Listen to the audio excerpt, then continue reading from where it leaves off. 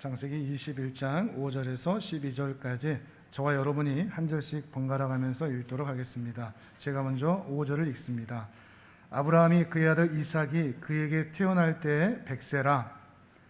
사라가 이르되 하나님이 나를 웃게 하시니 듣는 자가 다 나와 함께 웃으리로다.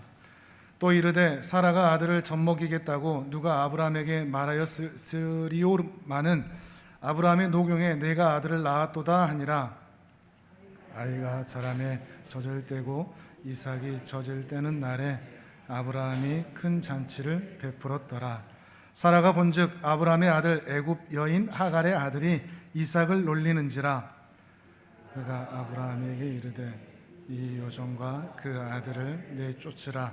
이 종의 아들은 내 아들 이삭과 함께 기업을 얻지 못하리라 하므로 아브라함이 그의 아들로 말미암아 그 일이 매우 근심이 되었더니 하나님이 아브라함에게 이르시되 내 아이나 내 여종으로 말미암아 근심하지 말고 사라가 내게 이른 말을 다 들으라. 이삭에게서 나는 자라야 내 씨라 부를 것임이니라. 아멘. 우여곡절 끝에 이제 아브라함과 이삭이 그 품에 아들을 안게 됩니다. 남편이 100세라고 하죠. 아내는 90세라고 합니다. 그 말은 이미 출산할 능력을 잃었다.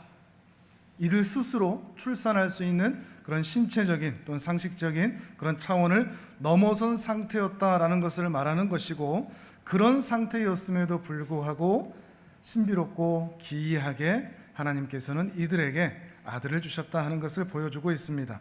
자, 오늘 본문 5절과 6절을 다시 읽어볼까요? 5절 6절 시작. 아브라함이 그의 아들 이삭이 그에게 태어날 때에 백세라. 사라가 이르되 하나님이 나를 웃게 하시니 듣는 자가 다 나와 함께 웃으리로다. 아멘.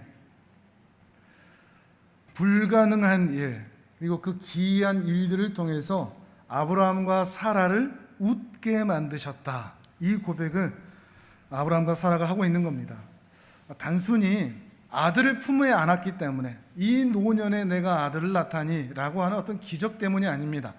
그 간의 모든 상황들을 통해서 하나님께서 약속하신 것에 대해서 반드시 성취하시고 이루시고야마는, 그리고 그 가운데 확인한 하나님의 사랑, 그 은혜, 그 동행하심, 그 능력, 그 찾아오심, 그 다시 기회를 주심, 그것들을 확인한 상태에서 기쁘고 감사한 마음으로 웃고 있는 모습을 우리는 보게 되는 것입니다.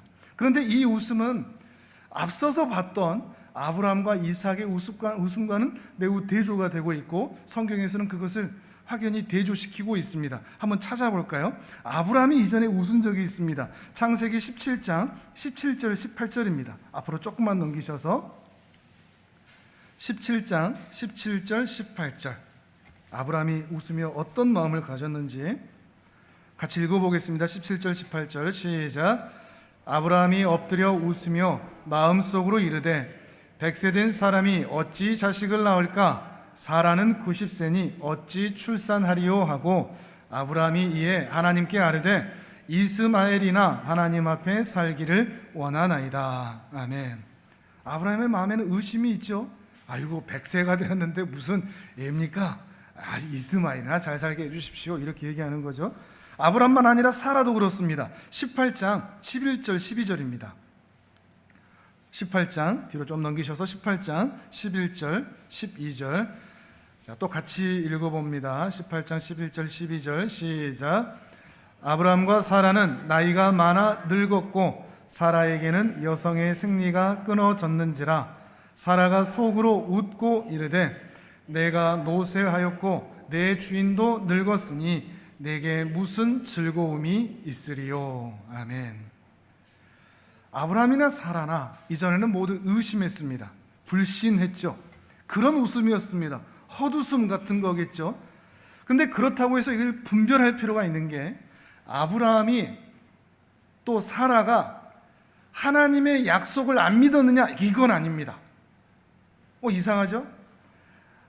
뭘 믿었는가 하면 하나님께서 아브라함과 사라에게 아들을 주실 것이다 하는 것은 믿었습니다.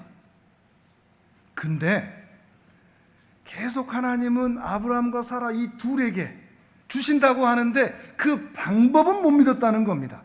우리 둘을 통해 주신다고, 아니 주시겠지, 어떻게든 주실 건데 우리 둘을 통해 주신다고, 그거는 못 믿었다는 겁니다. 이해하시겠습니까?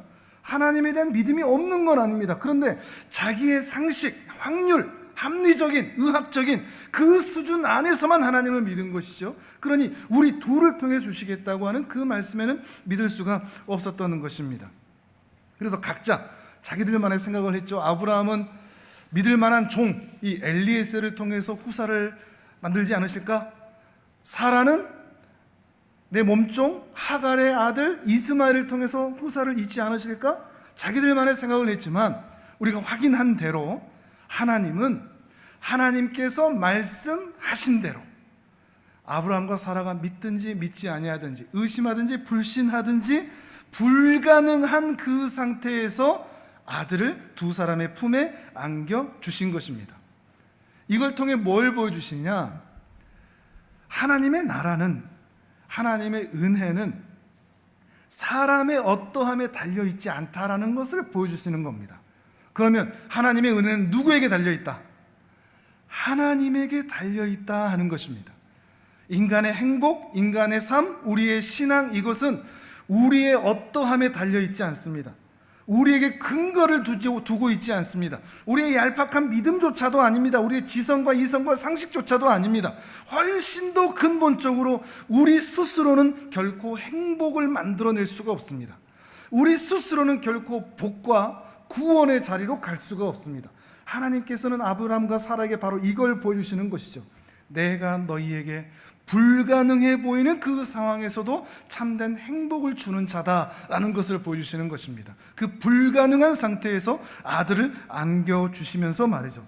바로 이것 때문에, 이걸 확인하고서 아브라함과 사라가 웃고 있는 겁니다. 그냥 아들 낳았네, 허허 진짜였네 정도가 아니라는 거죠. 하나님은 정말 하나님의 은혜로 하시는 거구나. 내가 하나님의 나라를 이어갈 수 있거나 후사가 될 수 있거나 내 스스로 축복의 통로가 될 수 있는 것도 아니구나. 하나님이 은혜해 주셔야 가능한 것이구나 하는 것을 드디어 확인하고 활짝 핀 웃음을 짓고 있는 것이죠. 그 웃음이, 그 신앙이, 그 은혜가 얼마나 컸던지 이 아들의 이름을 우술이라 라는 뜻의 이삭이라고 지은 것입니다. 이삭의 뜻이 뭐라고요? 웃음. 불가능을 가능으로 만드시는 하나님의 일하심을 본 자의 웃음인 거죠. 우리 성도님들에게도 이 웃음이 있기를 바랍니다. 그저 사사건건 사건마다 하나님께서 기도응답 주셨고 이거 해결해 주셨고 저거 주셨고 하는 것 때문에 아 좋다 정도의 웃음이 아니라 불가능한 상태에서 가능으로 만드시는 하나님의 크신 역사와 일하심, 그리고 그 사랑, 가장 큰 게 뭘까요? 우리 자신의 구원이죠. 우리가 어떻게 구원을 받습니까? 어떻게 하나님의 자녀가 됩니까? 어떻게 하나님의 나라에 들어갈 수 있습니까? 어떻게 지옥을 등지고 천국의 그 문에 입성할 수가 있습니까? 이 불가능한 일을 가능하게 만드신 그 하나님의 일하심, 그것 때문에 우리는 웃을 수 있는 것입니다. 그리고 우리가 살아가는 삶의 현장에서 만나는 수많은 불가능해 보이는 것들, 우리 모두가 좌절하고 염려하고 걱정하는 이유가 뭐죠? 삶의 현실에서 내 힘으로는 안 되니까, 아무리 머리를 써도, 아무리 힘을 쓰고 용을 써도, 아무리 운을 잘 타고 재수가 좋다고 할지라도 우리가 염려할 수밖에 없는 이유는 내 힘으로는 안 되기 때문입니다. 은혜가 필요하기 때문이죠. 그래서 그 불가능한 상황에 놓여져 본 사람들만 이 웃음의 의미를 알 수가 있습니다. 정말 하나님께서 그리 일하시는구나. 근데 우리는 그런 상황에 놓이고 싶어 하지 않죠. 그런 상황에 들어가고 싶지 않습니다. 그런데 그 고난과 그 아픔과 좌절의 순간에 들어가 봐야 하나님이 어떻게 나에게 일하시는지를 경험할 수 있다는 말이죠. 고난은 힘들지만 은혜의 시간입니다. 하나님을 만날 수 있는, 그리고 그 하나님 때문에 내가 진실로 신앙의 웃음을 지을 수 있는 복된 시간입니다. 혹시 지금 어려운 시간, 힘든 시간을 만나고 계시다면 그 시간을 은혜의 시간으로 만드시는 은혜가 있기를 바랍니다. 내 힘으로 해보려고 하지 마시고 더욱 하나님이 필요하다고 고백하시길 바랍니다. 주님이 일하셔야 된다고, 이 불가능한 상황에서 오직 주께서 일하셔야 가능하다고, 그래서 그 가운데 주님의 은혜와 그 손길을 경험하고 싶다고 주님께 매달리는 것입니다. 그리하여 여러분의 입가에 미소가 띄게 하실 그 하나님의 일하심을 경험하는 귀한 하나님의 사람들 되시기를 바랍니다. 그러던 어느 날 이삭이 젖될 무렵에 아브라함이 너무 기뻐서 큰 잔치를 엽니다. 그런데 그날 큰 사건이 생기고 맙니다. 어떤 사건이 생겼죠? 8절과 9절을 같이 읽어볼까요? 다시 본문으로 오셔서 21장 8절 9절 같이 읽겠습니다. 시작. 아이가 자라매 젖을 떼고 이삭이 젖을 떼는 날에 아브라함이 큰 잔치를 베풀었더라.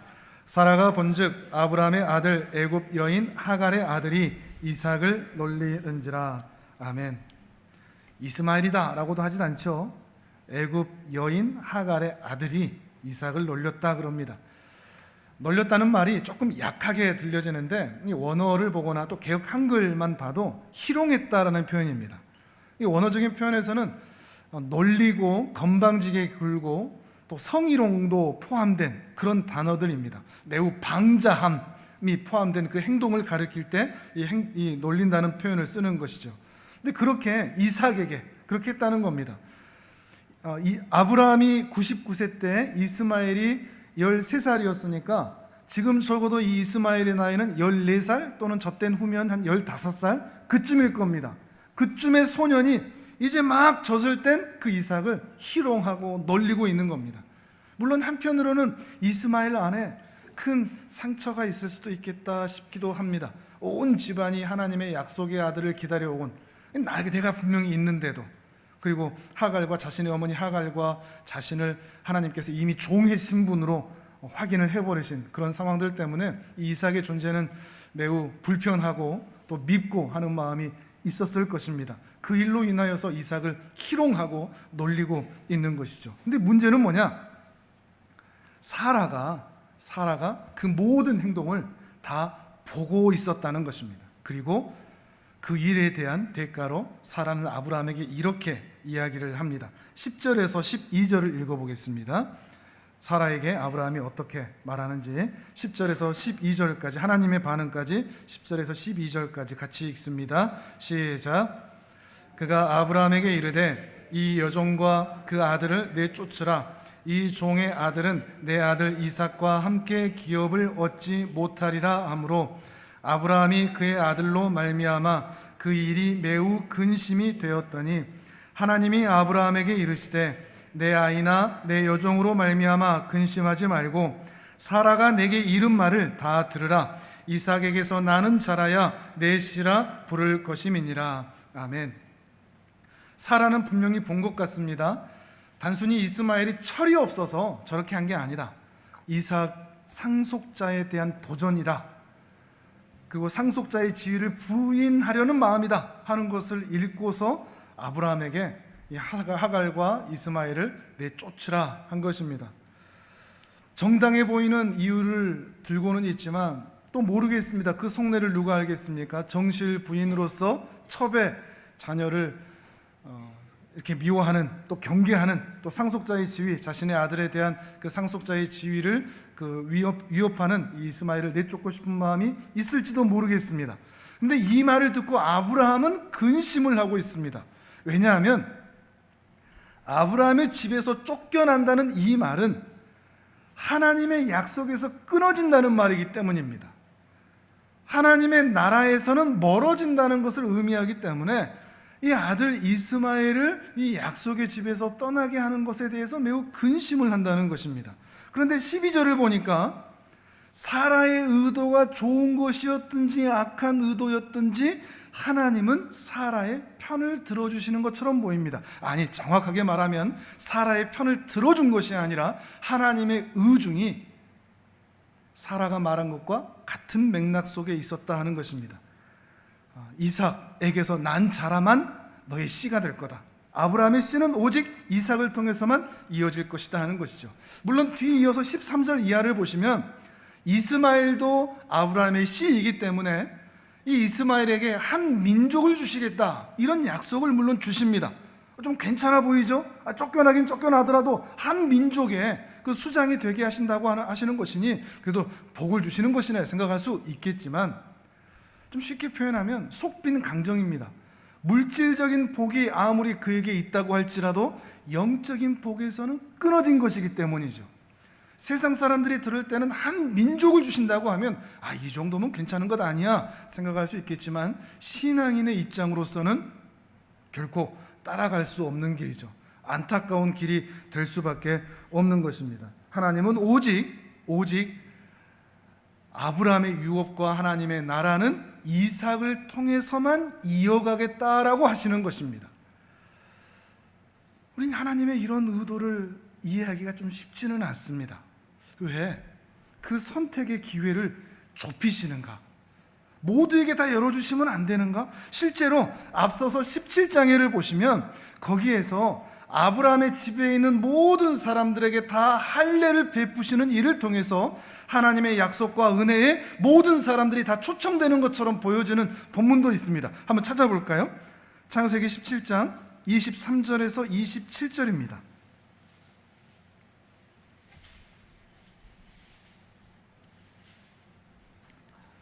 창세기 17장 23절에서 27절 같이 읽겠습니다. 시작.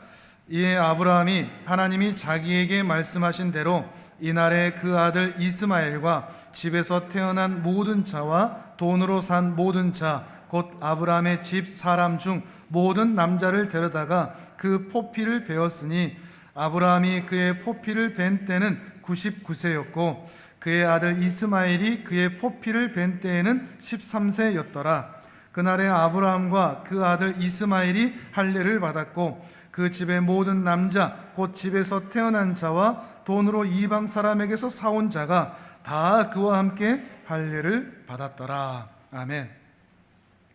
할례를 아브라함의 집에 있는 모든 남자에게, 그것도 이방에서 사온 사람, 이방 사람까지 포함한 사람들에게 할례를 베풀었다. 이 말은 하나님의 구원과 그 베풀어 주시는 약속이 차별 없이 모든 사람에게 응한다, 이런 표현이 됩니다.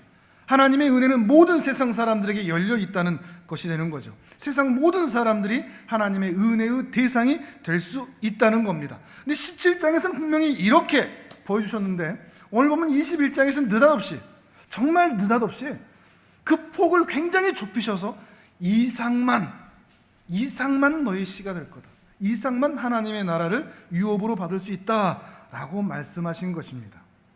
이 17장과 21장의 이 대조가 참 이해하기가 쉽지 않습니다. 우리는 모두 다 17장처럼 그냥 확 넓혀줘서 이삭이든 이스마엘이든 다 하나님의 백성 되게 해주시면 좋겠지만, 하나님께서는 이러한 의도를, 이렇게 하신 의도를 이해하기는 쉽지 않은 것이죠. 왜 이렇게 하셨을까? 이것을 구약에서 찾기는 쉽지 않고 신약에서 찾을 수 있습니다. 갈라디아서 4장을 같이 한번 보시죠. 신약 306페이지쯤에 있습니다. 갈라디아서 4장 22절에서 31절까지입니다. 신약 성경 306페이지쯤에 갈라디아서 4장 22절에서 31절까지입니다. 왜 이렇게 하셨는지 사도 바울이 그것을 분명하게 선언해 주고 있습니다. 설명해 주고 있습니다. 4장 22절에서 31절까지 저와 여러분이 한 절씩 번갈아 가면서 읽도록 하겠습니다. 제가 먼저 22절 읽습니다. 기록된 바 아브라함에게 두 아들이 있으니 하나는 여종에게서 하나는 자유 있는 여자에게서 났다 하였으며, 여종에게서는 육체를 따라 났고 자유 있는 여자에게서는 약속으로 말미암았느니라. 이것은 비유니 이 여자들은 두 언약이라. 하나는 시내산으로부터 종을 낳은 자니 곧 하갈이라. 이 하갈은 아라비아에 있는 시내산으로서 지금 있는 예루살렘과 같은 곳이니 그가 그 자녀들과 더불어 종노릇하고, 오직 위에 있는 예루살렘은 자유자니 곧 우리 어머니라. 기록된 바 잉태하지 못한 자여 즐거워하라. 산고를 모르는 자여 소리질러 외치라.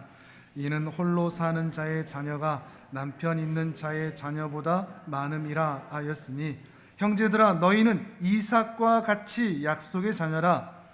그러나 그때 육체를 따라 난 자가 성령을 따라 난 자를 박해한 것 같이 이제도 그러하도다. 그러나 성경이 무엇을 말하느냐? 여종과 그 아들을 내쫓으라. 여종의 아들이 자유 있는 여자의 아들과 더불어 유업을 얻지 못하리라 하였느니라. 그런즉 형제들아 우리는 여종의 자녀가 아니요 자유 있는 여자의 자녀니라. 아멘. 창세기 말씀 보다가 갈라디아서 말씀을 딱 보니까 이 이삭과 이스마엘의 대조가 그냥 정실 부인의 자식과 첩의 자식과의 어떤 재산권 분쟁 정도가 아니라는 것을 여러분 아실 수 있겠죠. 그냥 이삭과 이스마엘이 그랬나 보다 할 것이 이 갈라디아서 말씀을 보니까 이게 오늘 우리하고도 긴밀히 연결된 것이라는 걸 알 수 있습니다. 왜냐하면 우리도 이삭의 자녀여야 하니까요. 이스마엘의 자손이 되면 안 되니까요. 우리도 약속의 자녀고 이삭의 자녀라라고 분명히 선언하고 있으니까요. 우리의 운명과 신앙과도 연결되는 영적인 갈등이 있는 장소가 바로 창세기의 이런 내용이라는 것을 확인할 수 있는 겁니다. 그러니까 구약과 신약을 같이 연결해서 볼 때 우리는 더 분명한 의미를 확인할 수가 있는 것이죠. 바울이 뭐라고 설명하죠? 바울은 우리는 육체를 따라 난 종의 자녀가 아니다 그럽니다. 우리는 어떤 존재라고 그러죠? 성령을 따라 난 약속이 있는 자유인의 자녀다. 율법에 의하여 매인 자가 아니라 복음으로 자유롭게 된 자다라는 설명을 이삭과 이스마엘을 대조하면서 설명하고 있는 것입니다. 먼저 이스마엘은 육체를 따라 난 자로서 종의 자식이다. 하지만 이삭은 성령을 따라 난 약속의 자녀이며 자유인의 아들이라 하는 거죠. 다만 여기에서 이삭과 이스마엘이 육체를 따라 난 자가 되고 자유롭게 된 자가 된 그 차이는 엄마가 누구냐는 아닙니다. 이것을 이해할 때는 우리가 지금까지 창세기를 들어오면서 확인했던 그 내용과 배경과 같이 연결이 돼야 됩니다. 엄마가 누구냐의 차이가 아닙니다. 그냥 엄마 잘못 만나서 그런 것인가? 그 차이가 아닙니다. 지금까지 살핀 것처럼 이삭이냐 이스마엘이냐 그 차이는 아브라함에게 낳느냐 하나님에게 낳느냐 이 차이입니다. 이해하시겠습니까? 아브라함이 자신의 인간적인 생각으로 낳은 자식이냐 아니면 불가능한 상태에서 오직 하나님의 은혜에 의하여 이삭이 출생했듯이 우리 스스로의 힘과 능력으로 구원의 자리에 나온 것이 아니라 오직 하나님으로 말미암아 예수 그리스도 안에서 은혜 받은 신자냐라는 것을 말하는 겁니다. 약속의 자손이라는 것은 오직 하나님의 은혜에 의하여 구원받은 하나님의 자녀, 인간의 열심과 정성과 책임과 의무에 의하여서 만들어진 자가 아니라 하나님의 은혜로 태어난 자가 바로 이삭이듯이 오늘 우리도 그러하다는 것이죠. 조금 더 이 내용을 설명하면서 사도 바울은 이러한 차이를 시내산과 예루살렘으로 대조하면서 설명을 하고 있습니다. 시내산은 율법을 받은 장소죠. 예루살렘은 성전이 있는 곳입니다. 하나님께 희생제사를 드리던 곳이죠. 시내산에서 율법을 받음으로써 그 율법대로 살아야만 하는 그 인간의 죄인의 굴레를 확인하는 것이고, 예루살렘을 얘기하는 것은 예루살렘에서 하나님의 은혜로 말미암아 이 땅에 오신 예수 그리스도께서 희생제사를 드리셔서 우리로 하여금 은혜와 자비와 그래서 구속과 대속과 구원을 주신 그 은혜의 장소로서 예루살렘을 이야기하고 있는 겁니다.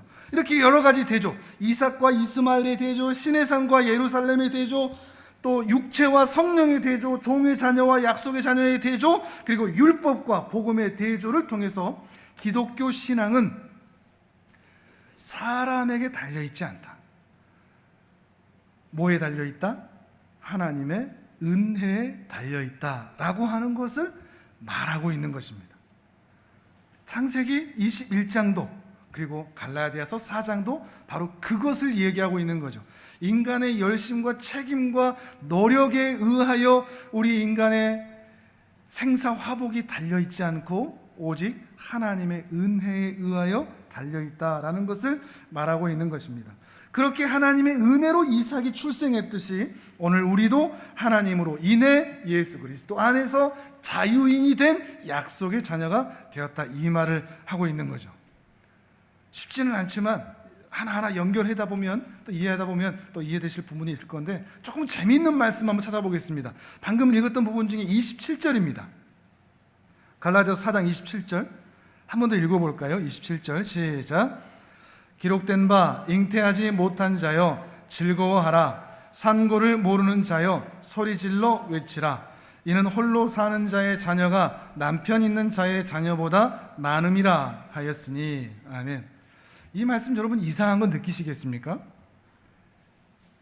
잉태한 적이 없고 그래서 산고의 고통을 경험해 본 적이 없는 자가, 그래서 자식이 없는 자가 어떻게 기뻐할 수 있죠? 뒷부분 보십시오. 남편이 없이 홀로 사는데 어떻게 자녀가 남편 있는 자보다 더 많을 수 있죠? 합리적이지 않은 말입니다. 내겐 남편이 없는데 남편 있는 자의 아내보다 자식이 더 많답니다. 무슨 말이겠습니까? 하나님께서 그 사람에게 개입하실 때 사람에게 사람을 통하여 행하는 그 일들보다 하나님이 개입하시기만 하면 더 많고 크고 위대하고 지혜롭고 은혜로운 일들이 나타난다라는 것을 말하고 있는 것입니다. 우리는 다 과부와 같습니다. 고아와 같습니다. 임신하지 못하는 자들과 같습니다. 고아와 과부와 나그네 같은 무지하고 무능하고 무력한 존재들입니다. 그런데 하나님이 우리 인생에 개입하시기만 한다면, 사람들이 아무리 길길이 날뛰는 그 사람들이 우리 주변에 있다고 할지라도 그들이 갖게 되는 은혜보다 비교할 수 없는, 그 물질적인 축복보다 비교할 수 없는 영적인 축복이 우리에게 주어져서 저들과 비교할 수 없는 함성과 웃음이 우리에게 나타날 수밖에 없다라는 것을 사도 바울이 이야기하고 있는 것입니다. 이것이 우리가 받은 구원이요 은혜인 것이죠. 하나님께서 만들어내시는, 그래서 우리로 하여금 소리 지르게 만드시는, 환호하게 만드시는, 그래서 부요하게 만드시는 그 복된 은혜가 하나님의 은혜로 주어진다는 것입니다. 오늘 들은 거 다 못 이해하셔도 괜찮습니다. 갈라디아서 4장 부분도 다 제대로 이해하지 못하셔도 괜찮습니다. 그런데 이거 하나만 기억하시면 되겠습니다. 우리는 예루살렘의 예수 그리스도를 통하여서 약속의 자녀가 되었다는 것입니다. 우리는 분명히 고아와 과부와 나그네 같습니다. 무지하고 무능하고 무력한 존재입니다. 그러나 하나님께서 내 삶에 개입하시기만 한다면 우리는 세상 누구보다 복된 인생이 될 수 있다는 것입니다. 그리고 이미 되었다라는 것이죠. 예수 그리스도 안에서 말이죠. 다시 창세기 말씀하고 다시 연결시켜 본다면 창세기 17장과 창세기 21장의 비교가 왜 있느냐? 하나님께서 베푸시는 구원과 은혜는 모든 사람들에게 열려있는 은혜인 것은 분명합니다. 그래서 하나님께서는 이 복음에 대해서 모든 사람들에게 초청을 하십니다. 그런데 이 은혜 안으로 들어오는 자는 하나님의 은혜가 있어야 가능하다는 것입니다. 예수 그리스도를 통하여서만 이 은혜 안으로 들어올 수 있다는 것을 이스마엘과 이삭의 대조를 통해서 우리에게 보여주고 계시는 것입니다. 오직 하나님의 은혜로만 아브라함이 이삭을 낳았듯이 말이죠. 참 놀라운 겁니다. 분명히 아이를 가질 수 없는 부부였습니다. 불가능한 상태였습니다. 아들 하나 가질 수 없는 상태였는데 어떻게 이들이 열국의 아비가 되죠? 어떻게 믿음의 조상이 되죠? 기가 막힌 반전이거든요. 우리는 그냥 단순하게 그런가 보다 할 수 있는 거지만 아무것도 가진 것이 없는 불가능한 상태에 있던 그들이, 무능과 무지와 무력한 상태에 있던 그들이 열국의 아비가 된다? 믿음의 조상이 된다? 반전이라는 겁니다. 하나님의 은혜가 개입되었기 때문에 나타날 수 있는 복음의 소식이라는 거죠. 우리도 그 은혜로 인하여 지금 이 자리에 앉아 있는 것이고요. 창세기를 시작하면서 계속해서 바로 이 부분을 강조해 오고 있습니다. 인간의 열심과 노력이 아닌 하나님의 은혜라라는 것이죠. 그래서 지난 시간에도 그런 말씀 드렸듯이 이렇게 말씀을 드리는데도 아브라함을 우리도 닮자. 아브라함처럼 우리가 다음 시간에 그걸 보겠지만 아브라함처럼 우리도 백세에 낳은 자식이라도 이삭을 하나님께 바쳐버리자. 야, 대단한 믿음이다. 우리도 그런 믿음으로 살자. 우리도 순종하자. 이렇게 가는 것은 기독교가 아니라는 겁니다. 그건 참 신앙의 모습이 결코 아니라는 것입니다. 기독교는 사람에게 집중하지 않습니다. 사람을 영웅으로 만들지도 않습니다. 그건 다른 종교에나 있는 것이죠. 기독교에는 없는 내용입니다. 기독교의 중심은 오직 하나님입니다. 하나님의 은혜로 인하여 만들어진 것이죠. 우리는 다만 그 성경 안에 등장하는 인물들을 볼 때, 특히 아브라함을 볼 때 아브라함이 얼마나 남다르냐, 영웅이냐를 보는 것이 아니라 그 아브라함을 통해서 어떻게 하나님이 일하셨는가를 보는 것입니다. 어떻게 아내를 누이라고 속이는데 애굽 땅에 들어가서 그 바로에게 그런 대접을 받고 엄청난 재산까지 가지고 나왔지? 하나님께서 이 아브라함에게 어떤 은혜를 주신 거지? 지난 시간에 본 것처럼 그 그랄 땅에 가서 아비멜렉에게 그 창피한 모습을 보였는데 어떻게 아비멜렉을 위해서 기도하는 자로 서 있지? 하나님의 은혜 아래 있다는 것은 대체 뭐길래 하나님은 그 자리에 그 부끄러운 모습을 가진 자임에도 불구하고 그를 그 자리에 세우는 것이지? 어떻게 저 멸망의 땅 소돔과 고모라를 향해서 중보하는 자로 저 아브라함이 하나님과 함께 나란히 서 있는 것이지? 아브라함이 얼마나 신앙의 영웅이냐, 그래서 얼마나 우리도 신앙의 영웅이 되자로 가는 게 아니라 하나님이 어떻게 아브라함에게 일하시는가 하는 것을 확인하면서 하나님께서 오늘 우리에게도 어떻게 그렇게 일하시는가를 보며 그 은혜를 사모하는 자로 서 있어야 한다는 것입니다.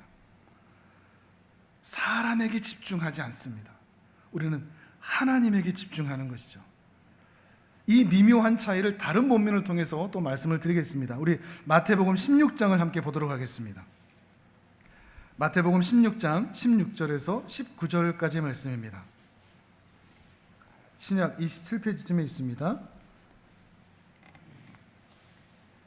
마태복음 16장 16절에서 19절.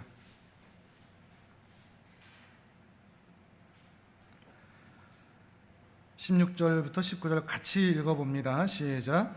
시몬 베드로가 대답하여 이르되 주는 그리스도시요 살아계신 하나님의 아들이시니이다. 예수께서 대답하여 이르시되 바요나 시몬아 내가 복이 있도다. 이를 내게 알게 한 이는 혈육이 아니요 하늘에 계신 내 아버지시니라. 또 내가 내게 이르노니 너는 베드로라. 내가 이 반석 위에 내 교회를 세우리니 음부의 권세가 이기지 못하리라. 내가 천국 열쇠를 내게 주리니 내가 땅에서 무엇이든지 매면 하늘에서도 매일 것이요 내가 땅에서 무엇이든지 풀면 하늘에서도 풀리리라 하시고. 아멘. 베드로에게 그리고 제자들에게 물어보신 내용이죠. 예수님을 어떤 분으로 알고 믿느냐 하는 것입니다. 그래서 베드로가 마치 대표처럼 이렇게 얘기를 하죠. 주는 그리스도시요 살아계신 하나님의 아들이십니다. 이런 신앙의 고백을 합니다. 주님은 이 신앙의 고백을 기뻐하셨습니다. 자, 먼저 여기서부터 질문이 들어가야 되는 겁니다. 신앙 고백을 기뻐하셨습니다. 신앙 고백을 한 베드로를 기뻐한 게 아니라 신앙 고백을 기뻐하셨습니다. 주는 그리스도시요 살아계신 하나님의 아들이시다 라고 얘기하면서 이것이 교회의 반석이 되어 이 반석 위에 주님의 교회를 세우시겠다, 이런 약속을 주신 것입니다. 그리고 이어지는 약속들이 아브라함에게 주신 약속과 매우 흡사합니다. 아브라함에게 어떤 약속을 주셨죠? 너를 축복하는 자에겐 내가 복을 주고 너를 저주하는 자에겐 내가 저주하겠다, 이런 약속을 주셨는데 베드로에게도 방금 그렇게 얘기하시죠. 천국 열쇠를 내가 너에게 주는데 네가 하늘에서 땅에서 무엇인지 매면 하늘에서도 매이고 땅에서 무엇인지 풀면 하늘에서도 풀리리라. 이런 복된 약속을 함께 주신 것입니다. 그런데 말씀드렸듯이 바로 이 부분을 오해하는 것입니다. 이 신앙 고백의 핵심은 예수님이 누구이신가에 있습니다. 교회의 기초는 예수님입니다. 그 예수님이 어떤 분으로 알고 믿는가에 따라서 교회가 세워지는 것입니다. 그런데 교회의 기초는 그 신앙 고백을 하는 뜨거운 열정의 사람이 아니라는 것입니다. 그 신앙 고백을 하는 사람의 훌륭함이나 대단함이나 잘남이나 헌신이나 열심에 의하여서 교회가 세워지는 것이 아니라는 것이죠. 이 고백을 하는 사람이 중요한 것이 아니라 이 신앙 고백의 내용인 예수 그리스도가 중요하다는 것이죠. 이것이 매우 오해되고 오용되고 있는데 대표적인 곳이 로마 카톨릭입니다. 이 반석 위에 교회를 세운다고 했는데 이 반석이 페트로, 그래서 반석이거든요. 베드로거든요. 베드로 이름하고 똑같거든요. 그러니까 로마 카톨릭에서는 이 베드로가 교회의 기초다. 그래서 뭘 찾기 시작했느냐? 베드로의 후계자가 누구냐? 이걸 찾는 겁니다. 초대 기독교에서는 교회가 5개 교구로 나눠져 있었거든요. 이집트 알렉산드리아, 그리고 예루살렘, 안디옥. 근데 이들이 이슬람에게서 점령을 당합니다. 그래서 2개 교구가 남는데 로마와 콘스탄티노플이 남습니다. 그 중에 로마는 로마 제국의 수도이다 보니까 그 교회도 힘을 얻습니다. 그래서 로마의 교구의 주교가 어느 순간 교황이 되어버립니다. 그리고 그 교황을 베드로의 후계자로 삼습니다. 그래서 그 교황이 교회가 됩니다. 로마 카톨릭의 교회는 유일하게 교황뿐입니다. 우리 개신교는 또 성경을 기초해서 어떻게 얘기하죠? 성령이신 하나님께서 우리 안에 계심으로 우리 모두가 다 교회지 않습니까? 근데 로마 카톨릭에서는 오직 교황만 교회가 되는 겁니다. 그래서 고해 성사한다고 하죠. 신부님께 가서 이렇게 막 기도하고 죄 용서받고 하죠. 왜 그런 것이 가능하냐? 교황에게서 권한을 받아서 신부가 그 고해 성사를 한 사람을 그리스도의 대리자로서 용서해 주기 때문에 고해 성사가 가능한 겁니다. 그러면 죄가 사해진다고 생각하는 거죠. 근데 우리는 그렇지 않거든요. 우리는 하나님과 직접 만납니다. 직접. 그래서 만인이 제사장이라고 그러죠. 우리 모두가 다 제사장적인 자세로서 우리는 교회로서 하나님과 직접 만날 수 있죠. 근데 로마 카톨릭은 교황만, 사람만 교회의 중심으로 만들어버렸기 때문에 그 교리에 심각한 오류가 있는 것이죠. 그래서 많은 카톨릭 신자들이 그 교황의 손을 만져보고 그를 만나기를 바라고자 하는 그런 모습이 있는 이유가 거기에 있는 것입니다. 물론 우리 개신교는 안 그러냐? 교회 안에 교황들이 너무 많습니다. 그렇지 않습니까? 교리적으로는 차라리 로마 카톨릭이 아주 명백하게 오류를 내지만 삶적으로 보면 이 개신교가 더 문제입니다. 교황은 존재하지 않는데 교황처럼 존재하는 목사들. 교회를 판단하고 또 확인하고 점검할 때 목사가 누군가를 봅니다. 물론 중요합니다. 근데 우리도 알지 못하는 사이에 목사 중심의 교회가 되어가는 거죠. 지난 시간에 그런 말씀드렸죠. 기독교의 최대의 적은 예수 그리스도가 없는 기독교라고. 교회 안에 예수님이 안 보이는 겁니다. 교회 안에 들어와서 하나님의 은혜를 경험하고 예수님을 만나야 되는데 목사만 보이는 겁니다. 장로만 보이는 겁니다. 헌금 많이 하는 분만 보이는 겁니다. 정치인들, 연예인들, 좀 이름난 사람들, 그 사람들만 보이는 겁니다. 그 교회에 기여를 많이 한 사람들, 업적 있는 사람들, 그런 사람들만 보이는 일들이 우리 주변에 너무나 많은 것입니다. 지금 이 일이 지금 우리에게도 일어나는 겁니다. 분명히 우리는 머리로는 다 알고 있습니다. 하나님의 은혜에 의하여 우리가 사는 거지 인간의 열심에 의하여, 인간에 의하여 교회가 좌우되지 않는다는 것은 알고는 있지만 우리 삶의 현실에서는 그것이 이미 혼용된 채, 덧붙여진 채 그렇게 신앙생활을 하고 있다는 것을 우리가 점검해야 한다는 것입니다. 그리고 늘 조심해야 됩니다. 정말 우리 교회는, 그리고 나는 하나님이 전부인가? 우리는 정말 하나님을 필요로 하는가? 내 마음 중심에 예수 그리스도가 좌정하여 계시는가? 그게 없다면 기독교도 아니고 교회도 아니고 성도도 아닌 것입니다. 참 연약한 말이지만 우리는 고아와 과부와 나그네와 같습니다. 무지하고 무능하고 무력한 존재들입니다. 우리는 우리 스스로를 구원할 능력도 실력도 없습니다. 우리에게 필요한 건 오직 주님의 은혜뿐입니다. 그분을 찾아오신 분입니다. 그래서 베드로에게 덧붙여서 이런 말씀을 하십니다. 계속 한번 읽어보실까요? 21절에서 16장 21절에서 24절까지 21절에서 24절까지 같이 읽어보겠습니다. 시작. 이때로부터 예수 그리스도께서 자기가 예루살렘에 올라가 장로들과 대제사장들과 서기관들에게 많은 고난을 받고 죽임을 당하고 제3일에 살아나야 할 것을 제자들에게 비로소 나타내시니 베드로가 예수를 붙들고 항변하여 이르되 주여 그리하옵소서, 이 일이 결코 주께 미치지 아니하리이다. 예수께서 돌이키시며 베드로에게 이르시되 사탄아, 내 뒤로 물러가라. 너는 나를 넘어지게 하는 자로다. 내가 하나님의 일을 생각하지 아니하고 도리어 사람의 일을 생각하는도다 하시고, 이에 예수께서 제자들에게 이르시되 누구든지 나를 따라오려거든 자기를 부인하고 자기 십자가를 지고 나를 따를 것이니라. 아멘. 베드로가 칭찬을 받다가 바로 다음 장면에서는 예수님께 매우 혼나죠. 왜 이런 차이가 있을까요? 예수님은 베드로의 신앙 고백은 인정하시고 칭찬하셨습니다. 그런데 그 신앙 고백에다가 베드로의 열심과 정성과 진심을 갖다 붙이자 그것은 거부하신 겁니다. 이해하시겠습니까? 신앙 고백이 나의 잘남, 잘함 또는 못남, 못함 이것에 좌우되지 않습니다. 내가 잘하든지 못하든지 내 안에 예수 그리스도가 주인이시라는 고백만 있다면 우리는 구원받은 하나님의 자녀가 되는 겁니다. 신앙 고백에 의해서니까. 근데 여기다가 나의 열심, 진심을 갖다 붙이는 순간 그 신앙은 쫓겨나는 신앙이 될 수밖에 없다는 겁니다. 이것도 예를 한번 들어드리면, 저도 굉장히 고민했던 부분이고 지금도 고민하고 있는 부분인데, 우리 교회는 새벽 기도회를 하지 않습니다. 알고 계시죠? 초기부터 하지 않았는데 그 이유가 물론 있긴 있었습니다.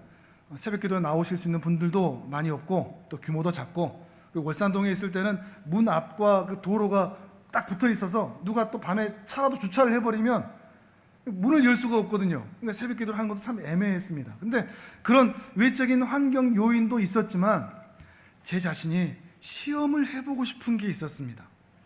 제가 개척을 하고 바로 전에 있던 교회, 그 교회에서는 새벽 기도를 굉장히 중요하게 여겼거든요.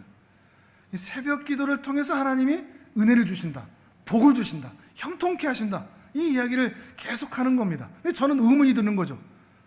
인간이 그렇게 기도하고 열심을 내면 우리의 복이 그것에 좌우된다는 말인가? 또 주변에 그렇게 얘기하시는 분들이 굉장히 많았거든요. 열심히 아무튼 기도하고 씨를 뿌리고 새벽 제단을 쌓아야 하나님께서 교회 성장케 하시고 부흥해 주셔. 성도들 안 나와도 목사 혼자서라도 그렇게 기도해야 돼. 이렇게 얘기하시는 분들이 굉장히 많은데, 그래야 부흥한다고 말하는데 저는 계속해서 의문이 드는 겁니다. 인간의 열심에 의하여서 성장과 부흥이 좌우된다는 말인가? 정말 그럴까? 지금 7년여 오면서 확인한 것이 있습니다. 우리가 알듯이 우리는 그렇게 뜨겁지 않습니다. 그렇지 않습니까? 우리가 알듯이 우리는 그렇게 똑똑하지도 않습니다. 목사부터 시작해서 우리 모두가 다 성경을 아주 박사처럼 안다든가 뭐 아주 대단하게 성경 신약 구약을 아주 막 박사처럼 막 줄줄 외고 이러신 분들도 우리는 없습니다. 잘난 분이 있냐? 뭐 그렇지도 않습니다. 물론 다 예쁘고 멋있는 분들이지만 다른 것들에 비하면 그렇게 뛰어나지도 않습니다. 성장하고 부흥할 수 있는 여건이 우리에겐 전혀 없다는 말입니다. 그런데 이 7년의 시간을 확인해 보면 우리는 잘난 게 아무것도 없는데 고아, 과부, 나그네 같고 무지, 무능, 무력한 존재들인데 하나님께서 은혜를 주신다는 말이죠. 그래서 조금 더 넓은 곳에 와서 예배 드리게 되고, 성도님들도 정말 좋은 분들이 한 분 한 분 모이게 되고, 기적처럼 하늘창고 사역 매달 그렇게 지금은 35가정을 그렇게 섬기고 있고 하는 이 일들이 기적인 거죠. 어떻게 이게 가능했을까요? 만약에 새벽 기도했다면 우리가 기도해서 그래 라고 갖다 붙인다는 말입니다. 우리가 하늘창고 사역해서요, 아이고 그거 누구나 다 아는 것입니다. 어느 교회에서나. 저도 때로 그런 유혹이 있었거든요. 우리가 하늘창고 사역을 해서 우리 교회에 하나님께서 은혜를 주시나? 그것도 아니라는 겁니다. 하나님께서 우리 교회에 은혜를 주신 것은 우리의 어떠함이 조금도 기여되지 않고 그저 하나님의 뜻이었습니다. 순전하게 하나님의 뜻이었습니다. 우리가 잘하든지 못하든지, 잘한다고 상 주거나 못하거나 벌 주는 게 아니고 그저 하나님의 뜻에 따라서 이 교회는 이런 은혜들을 주신 것이었습니다. 그저 은혜일 뿐입니다. 그리고 이렇게 못났는데도 이런 일들을 주셨으니 우리는 그저 감사하다고 말할 수밖에 없는 거죠. 또 이렇게 하지 않았더니 교회 안에서도 내가 막 기도해서 그래, 이런 말하는 분이 없는 겁니다. 그게 너무 좋습니다. 내가 당신을 위해서 기도했어요, 내가 이렇게 기도했더니 교회 성장했어요, 이런 말 하는 분이 없다는 것이 얼마나 감사한지 모르겠습니다. 우리는 정말 오직 하나님의 은혜만 말할 뿐입니다. 그 자리에 하나님이 계시는 거죠. 사람의 어떠함을 걷어내기 시작할 때 그때 그 자리에 드디어 하나님이 보이기 시작하는 겁니다. 그래서 저는 우리 성도님들은 목사가 참 부족하고 우리 모두가 좀 부족하지만 우리 교회 문턱 안에 들어오는 분들은 그래도 하나님을 보고 있지 않을까, 하나님을 만나고 있지 않을까, 하나님을 만나기 때문에 변화되는 일들이 있지 않을까라는 그 조심스러운 판단과 점검은 해보게 됩니다. 그럼에도 우리는 얼마나 자주 우리 사람에게 어떠한 성장과 또 부흥에 또는 잘함과 못함에 그런 근거를 두는지 모르겠습니다. 내가 잘하니까 복을 받고 내가 잘하니까 상을 받는다. 아니죠. 우리 대부분은 이렇게 얘기하죠. 내가 참 못하니까 이런 일이 생겼나 봐.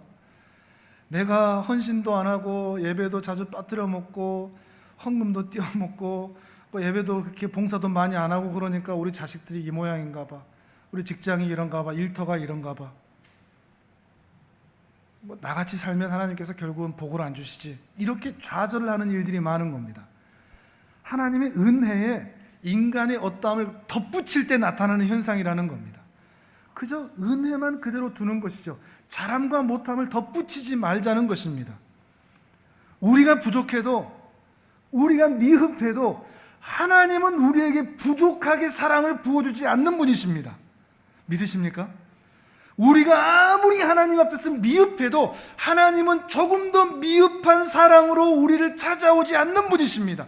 우리가 못났는데도 불구하고 하나님은 영원히 신실하시고 언제나 변함없이 우리를 사랑하시며 노하기를 더디하시며 인자하시며 자비를 베풀어 주시는 하나님이십니다. 하나님은 항상 그 자리에 계십니다. 우리만 하나님께 붙었다 떨어졌다 붙었다 떨어졌다 할 뿐인 것이죠. 우리의 잘함과 못함을 점검하는 것은 매우 좋습니다. 그렇게 하셔야 됩니다. 그러나 내 못남 때문에 하나님이 나를 미워하신다거나 우리 집에 또 우리 삶에 어떤 어려움을 주신다거나 그렇게 오해하지 않으셨으면 좋겠습니다. 하나님은 언제나 신실하시기 때문입니다. 우리는 우리가 못난 것을 그냥 그렇게 인정하고 살면 좋겠습니다. 그러니 신앙의 영웅이 되기 위해서, 어떤 업적을 쌓기 위해서, 내가 이렇게 잘해라는 말을 하기 위해서 신앙생활을 하지 않으셨으면 좋겠습니다. 우리가 얼마나 잘났느냐 아니면 우리가 얼마나 못났느냐, 이것이 우리 신앙생활의 하등의 중요한 내용이 아닙니다. 뭐가 중요할까요? 여기에 우리 주님이 계시느냐, 이것만 중요합니다. 이 가슴팍에 내 마음 중심에 우리 하나님이 계시느냐, 내가 이 하나님을 사랑하고 의지하고 또 만나고 싶고 예배하고 싶은 마음이 사무치듯 있느냐, 우리 가정의 가장 중요한 것은 예수 그리스도가 우리 가정의 중심이 되느냐 하는 것입니다. 우리 교회도 가장 중요한 것은 예수 그리스도가 우리 모든 성도와 교회 공동체의 주인이 되어 계시느냐 하는 것입니다. 우리가 찬양한 것처럼 그래서 우리는 주님이 필요할 뿐입니다. 주님이 너무 필요합니다. 주님이 없으면 우리의 성공이 아무 쓸데가 없는 겁니다. 주님이 없으면 한 민족을 내게 떼주신다고 하더라도 바람에 나는 겨와 같은 인생이 될 뿐인 것입니다. 그러나 다 잃었어도 주님이 계시면 나는 소리치고 노래할 수 있는, 무자하고 산고의 고통을 겪어보지 못했으나 남편이 없는 여자이나 그래도 나는 소리치고 기뻐할 수 있는 존재로 하나님께서 은혜로 나를 붙들어 주시기 때문입니다.